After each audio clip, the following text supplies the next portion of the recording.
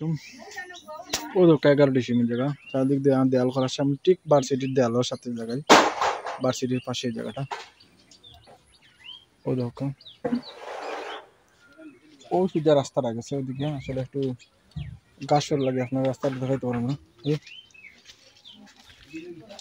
ও ধরুন আশপাশ গড় বাড়ি ও একটা বাউন্ডারি সীমানা আর ওই লোকের জায়গাটা তুলে ঠিক ভার্সিটির লোকের জায়গাটা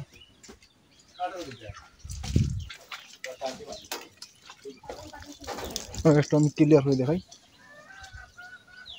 ও দোকা একবারে যুগিবাটা মেইন রাস্তা খুব কাছাকাছি একটু জুম হয়ে দেখলাম ও দেখলেন ওটা হলো রাস্তা ওগুলো পোলাটর রাস্তা ও সোজা গিয়ে রয়ে দিব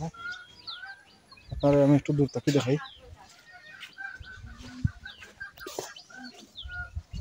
ও ধোকা রাস্তা বাইরেছে এই রাস্তা ও আমার মামাই লাগিয়া এই সাইডের জমিদার বুঝছেন